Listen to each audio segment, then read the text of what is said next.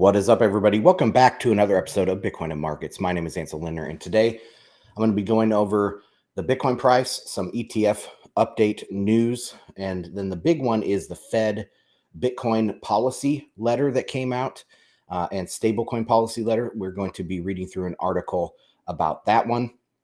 And lastly, I'm going to touch on some China CPI news and give a preview of US CPI, which is coming out tomorrow morning. I will be live streaming at 8:20 a.m. Eastern time for that reaction of the CPI. Should drop at 8:30. So like doing those live reactions, especially when the last few times we have been dead on predicting the outcome of that. So anyway, that should be fun. Make sure to join me tomorrow morning at 8:30 a.m. And then also at 12:30 Eastern time, I go live with FedWatch tomorrow. So check out FedWatch on Bitcoin Magazine's channels. And that is all for the intro. Let's jump into the website. So bitcoinandmarkets.com, that's where you can find all of my stuff. You can help support the content there, get all the blog posts and all of the podcasts and all of that. Pretty much the only thing that's not on here is the live streams because those are on YouTube and Rumble. I'm also live streaming on Twitter and Telegram. So check out all those places. If you are watching on YouTube or Rumble, make sure you like, subscribe, and share this content out. Okay, right away, let's jump into the chart. This is the Bitcoin chart, and I will post that to Telegram, actually. Forgot to post that before we went live. The Telegram guys listening audio only. They don't get the screen. So I'm sharing that chart out there. You can see this trend line is what we have been watching. And then this red trend line, I was like, oh, we're about to break this red trend line. It broke it last night. No follow through whatsoever, really, so far. It's back down below. Kind of reminds me a little bit of back here when we were breaking out above this long time resistance. And it just didn't go anywhere. So I'm watching this very, very closely. Everything looks to be getting very bullish. Today was the day that if you look at this horizontal line right here that I drew, I thought we were going to test this line and this trend line at the same time. So we would get, come down into this spot exactly. And we didn't quite get there. Yesterday, what was that? The 7th. So 2 days ago, we did come down and touch 28,700, but didn't quite get down here to the 28,400 zone that I thought we were going to test. It has rallied from there. If we zoom out, let's go to the weekly so we can see this kind of formation, a better glance at this. You can see this ascending triangle into this major resistance that's formed all the way back here at the end of 2020 into 2021. And then we kind of struggled with this zone as support back in 2022. And now we're testing it for multiple months, multiple times here in 2023. And I think once this breaks, there's not much of this, like the volume from this period, I think it's kind of older volume. And this is almost like a psychological resistance at 30,000. Here, I'll share this too with Telegram. So I'm not just talking with no charts. That big red box is where this is like old volume, and I don't think it's going to matter all that much. So let me bring up actually the volume by price, and you'll get a better view of that. So you can see this volume from about 40,000 to 30,000, where we are right now. I'll make that outlined heavier in red. So that volume is really old volume from way back here in first half of 2021, second half of 2022. And I think that is not going to be as much resistance as we have with just this psychological horizontal resistance that we have right now. And I'm going to share that also with Telegram now. Telegram, we talk about macro. We share podcasts. We share YouTube videos and stuff. So if you guys want to check out that Telegram, it's t.me/Bitcoin and markets, free for anybody to join and check that stuff out. Okay, so this is what I'm looking at for price. I'm bullish. One other thing that I've seen recently is just in the last 24 hours, some updates on the ETF front. I don't have a tweet specifically for this. I couldn't find it right before the show, but Kathy Wood came out and she said that she's expecting multiple ETFs to get approved at the same time. I saw Eric Balkunis and some other ETF experts. They were saying that similar thing, that they could see that happening. And so I think that's right now going forward, that is probably the most likely thing that will happen is if these things get approved, they will approve a handful of them all at the same time. This week, we do have the ARK one coming up. That's Kathy Wood's ETF. And I don't think that will get approved this week. I think it will be delayed, and then they'll approve all of them together. The next ones coming up are September 1st and 2nd. Bitwise, BlackRock, a bunch of others are coming up there on the 1st of September. And so I think that is most likely around the time that we'll see a handful of them get approved. That is the most likely scenario at this time. But we'll see. Mike Novogratz, who I don't really trust that guy as far as I can throw him, right? Mike Novogratz has come out and said that he has some insider contacts with BlackRock, and BlackRock is saying it's not if, it's when, and their timeline is 4 to 6 months. So 4 to 6 months from now would be getting closer to the end of the year, right? December, January, February, with the halving coming up in estimated around May.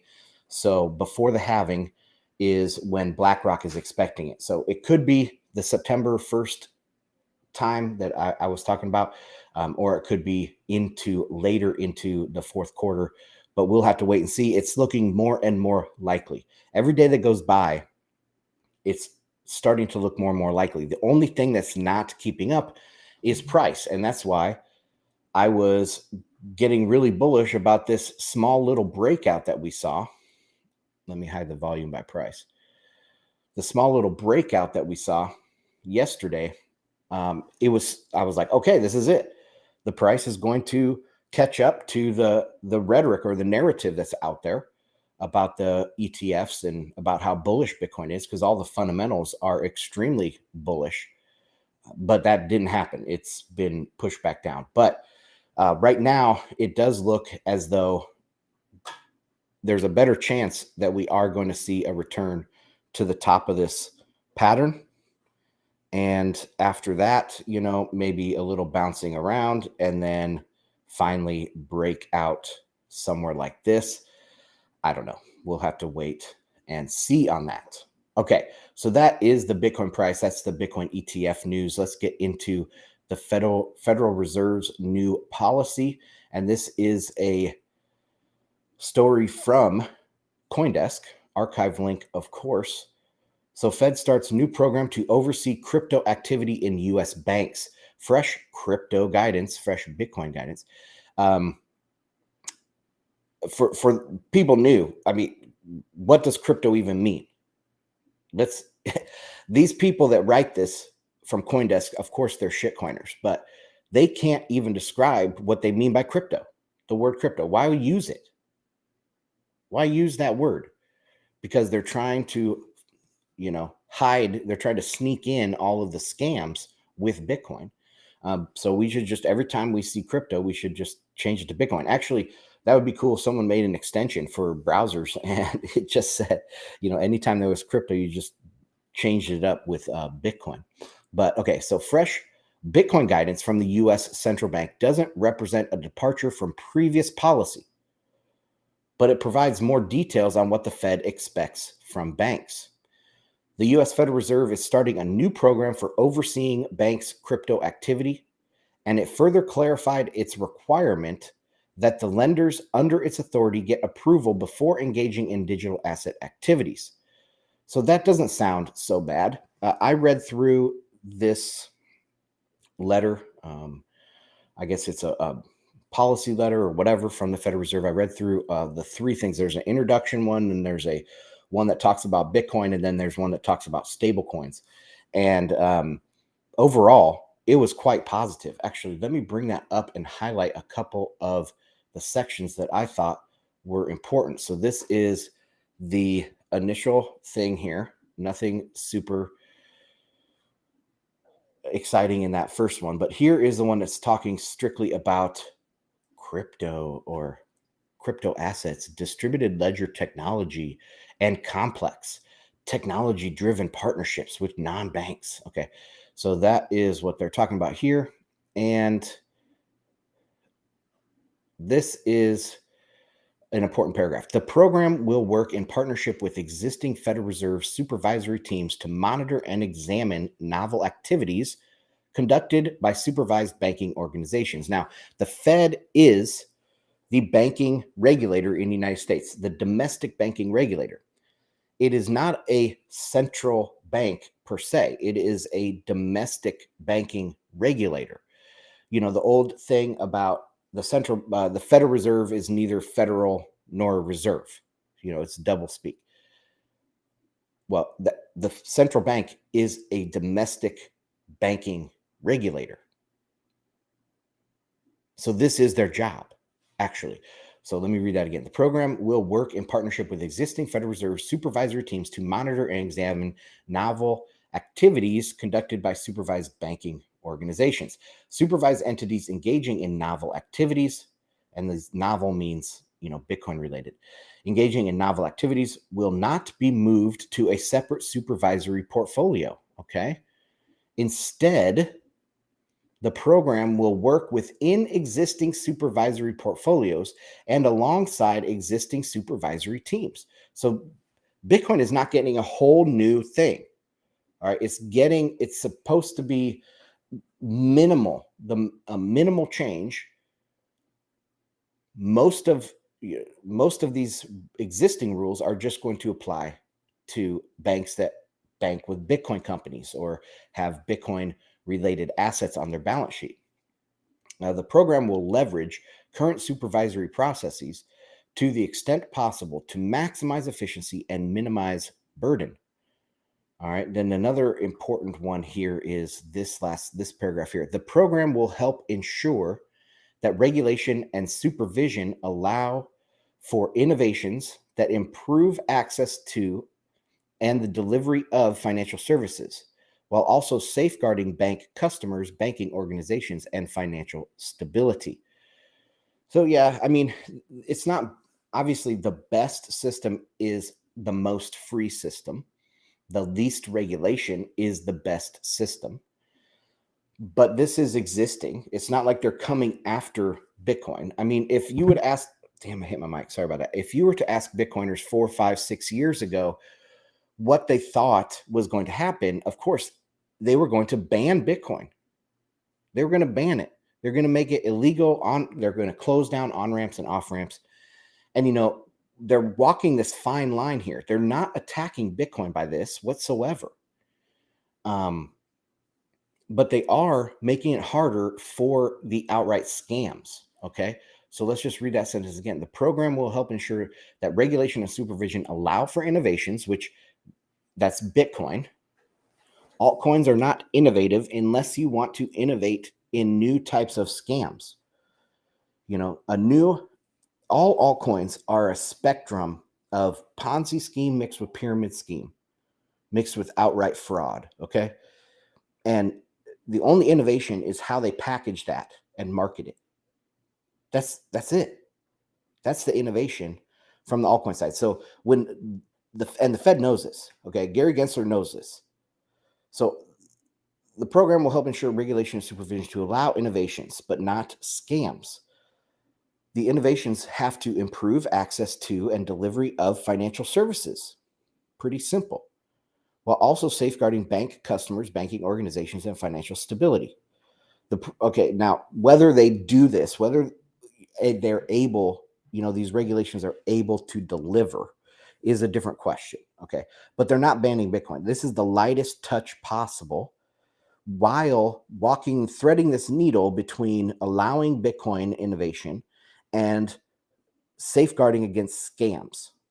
It's a it's a fine line that they're trying to walk here, and they're doing it in a minimal way, the most minimal way that they could come up with that would still match their statist visions. So statism is wrong, intervention is wrong, all this stuff. Okay, I get it.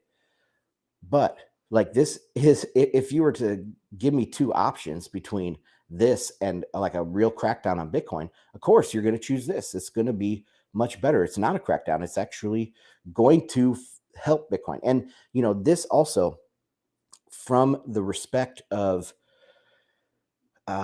getting policy down, having a program down, is going to allow for these big guys to get in.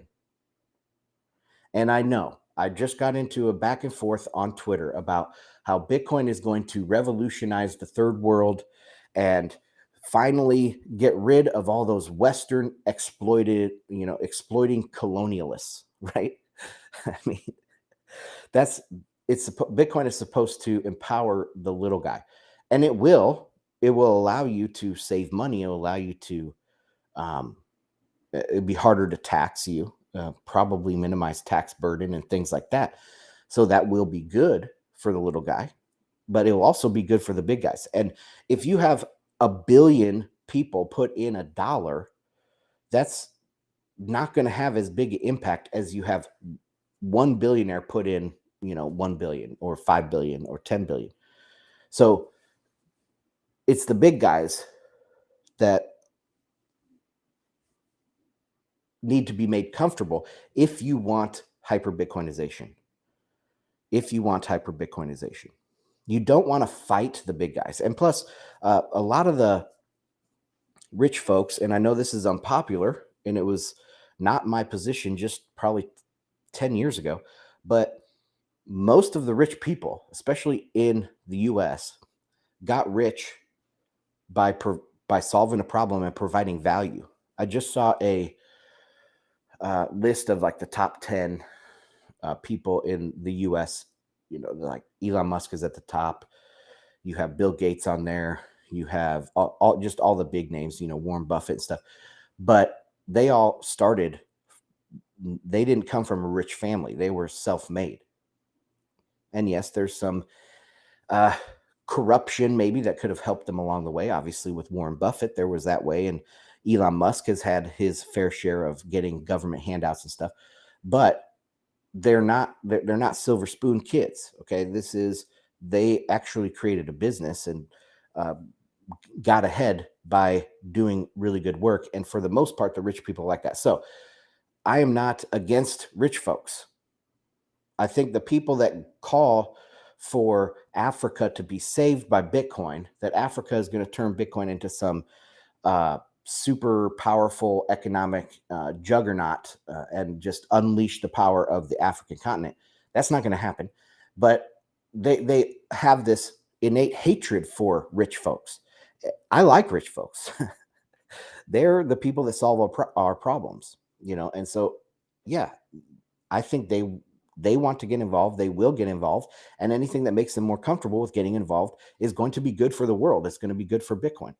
So anyway, the next sentence is important. So the program will also operate in keeping with the principle that banking organizations are neither prohibited nor discouraged from providing banking services to customers of any specific class or type as permitted by law or regulation. So this is kind of reminds me of what Hong Kong did when they opened up to Bitcoin and stuff just a couple months ago, and none of the banks wanted to get involved because they were kind of still worried about what the regulation was, and they had to come out, the Financial Monetary Authority or whatever, Hong Kong had to come out and say, no, guys, it's safe. We are saying it's open. There's no ban. Go ahead and get involved. Bank these companies. This is similar. They're matching that same sort of policy that China and Hong Kong have now, is what they're putting in here. So I'll read this one more time. The program will also operate in keeping with the principle that banking organizations are neither prohibited nor discouraged from providing banking services to customers of any specific class or type as permitted by law or regulation. So overall, it's very positive. Let's go back to this article. The move announced Tuesday doesn't change any rules for Bitcoin banking, just defines how the central bank intends to handle its oversight, putting dealings with the Bitcoin sector under the new, quote, novel activities supervision program, in which the Fed's specialized experts in digital assets will work alongside the regulators' regular supervisors. Okay. The Fed also issued a further explanation for how the banks its supervisors need to get pre-approvals for engaging with stablecoins. Okay, that was the second half of this announcement. An institution that's issuing, holding, or transacting in dollar tokens to facilitate payments needs to prove to the supervisors beforehand that it can do it in a safe and sound manner and needs the Fed to formally sign off. Now, this is intrusion into the stablecoin space.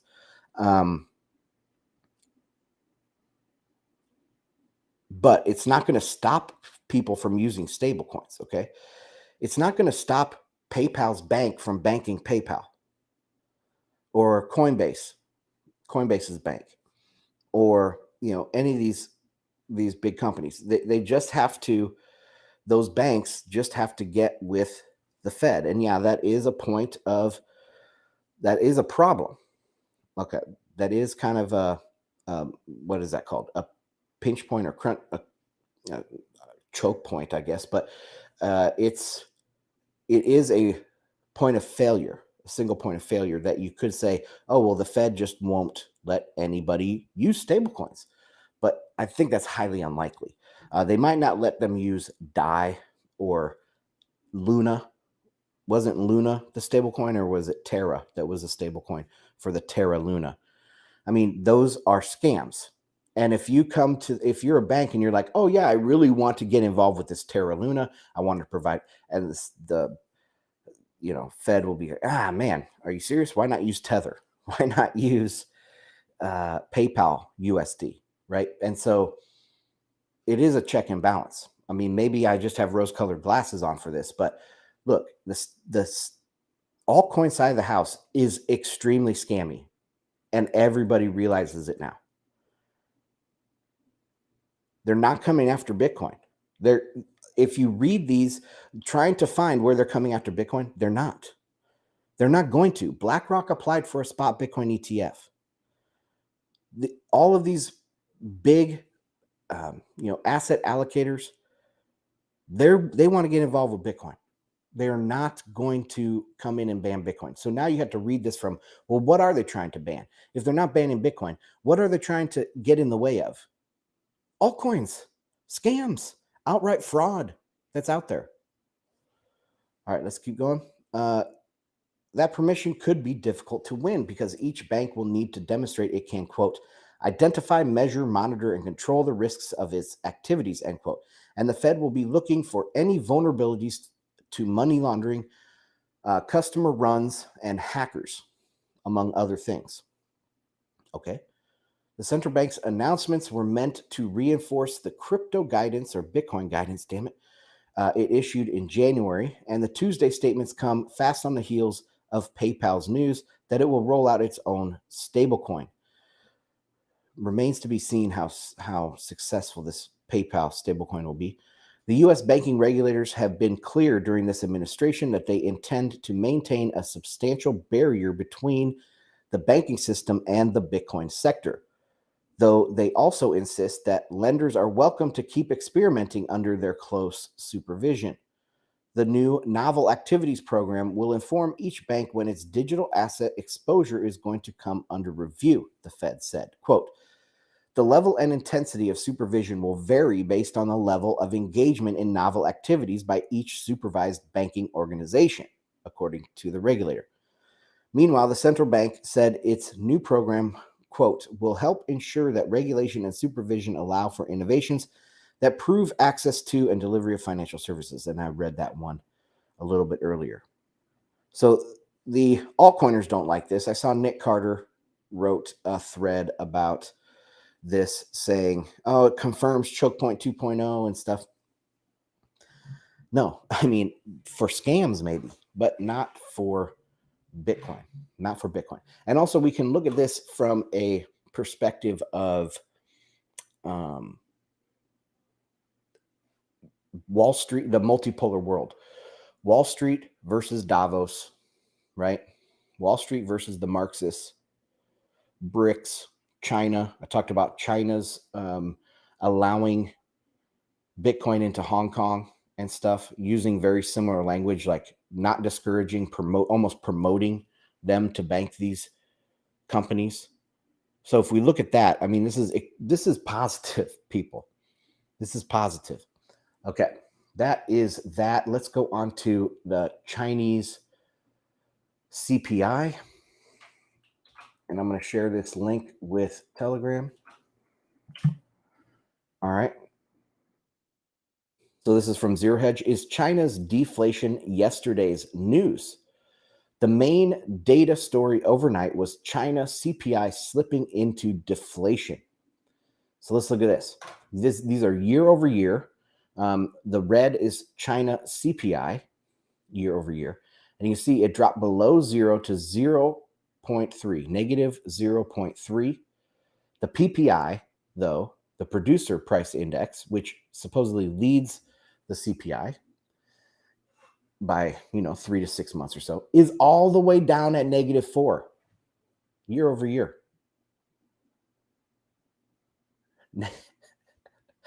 This is bad. I mean, I guess you could say that prices declining is not a bad thing, right? Because that means you can buy more with your savings and stuff. But this is showing that there is just no economic activity. And let's bring this back to, let me close out of there. Okay. But the market reaction was a bit of a yawn. If you're a proponent of the China is becoming Japan story, then that would have merited a reaction like Tuesday's after the trade data, i.e. lower yields and commodity prices. So China is becoming Japan. Now, this is funny because I'm probably one of the first analysts, definitely the first analyst in Bitcoin, but maybe one of the first analysts that is on a podcast that's talking about China. The Chinese miracle is going to end up just like the Japanese miracle. They actually have a choice. China can, at best, turn out like Japan. At worst, they will slide into being North Korea. I think it's probably somewhere in the middle. Okay. But the Thucydides trap is complete garbage. China being a peer competitor, complete garbage.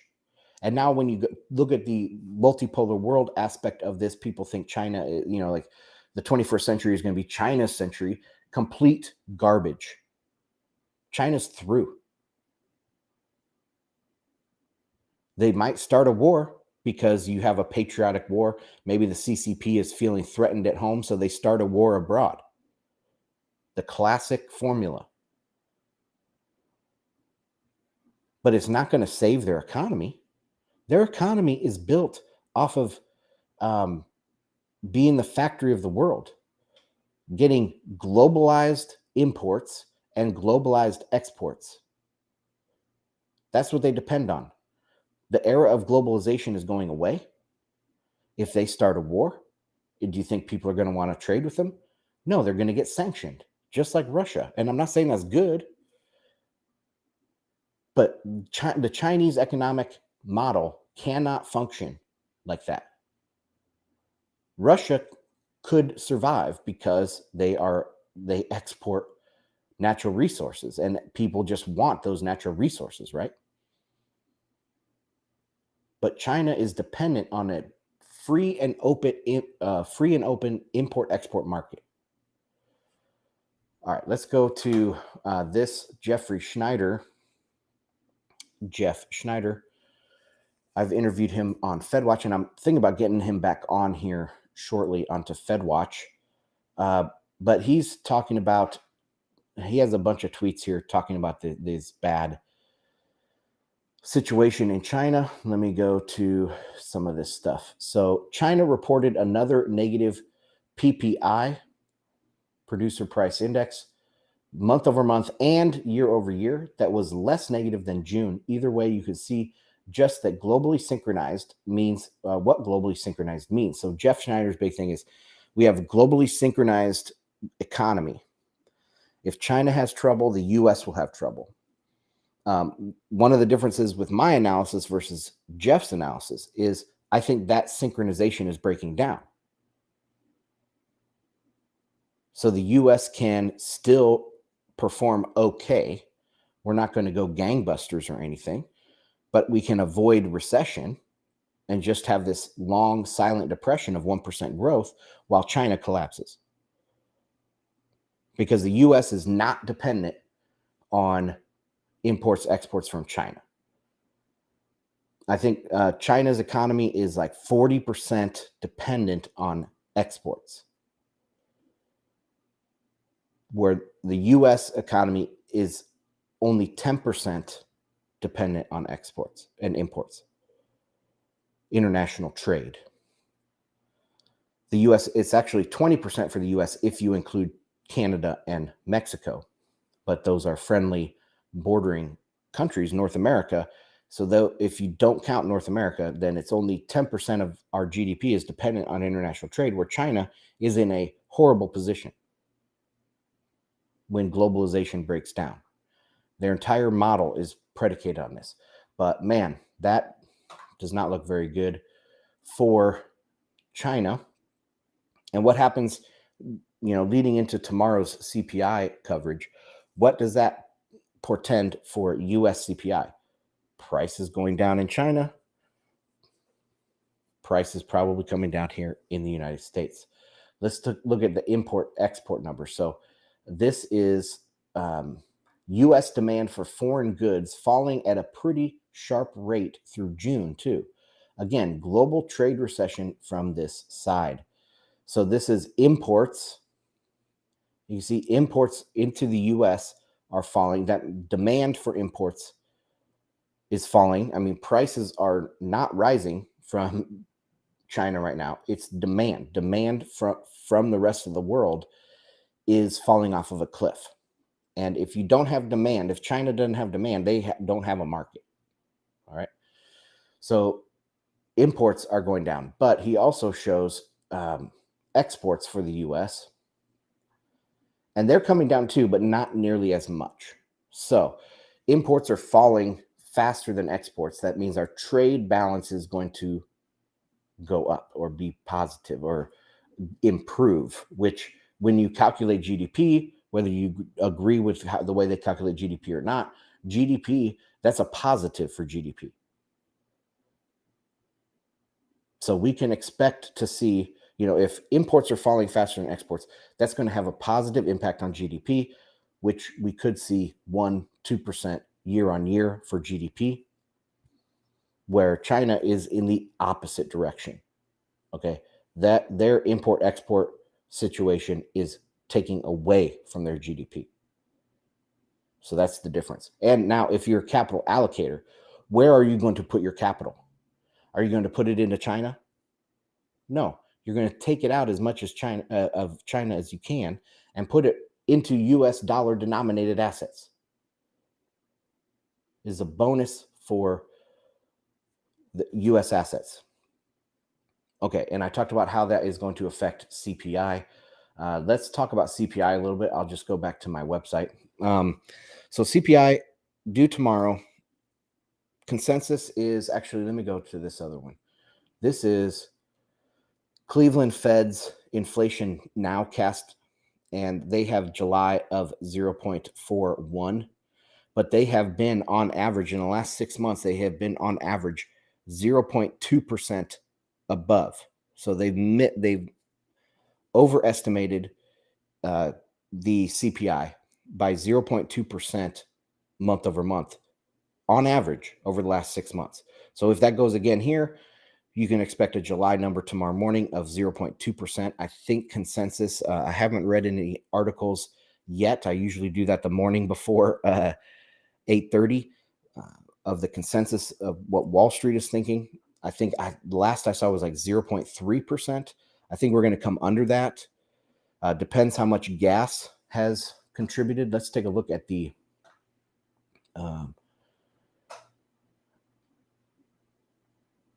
gas futures here. So this is gasoline, New York gasoline futures. And the way they do it is the average price of the last compared to the average price of the month that you're concerned with. So June would be in this box here, and July would be this box here. Am I doing that right? I think so. We'll do green for that one. So the average price here in June was around, just eyeballing it, around $2.50. I'll draw a line kind of where I just eyeballing this average price for the month of June. Make that real thick there. Okay. $2.50. And then the average price for July is about, we'll go here, $2.70. Share that with Telegram real quick.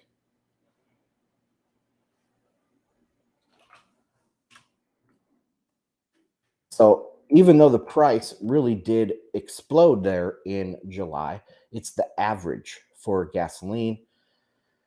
So it did go up by 20 cents, but not nearly as much as we would think the effect would be from 246 all the way up to 290.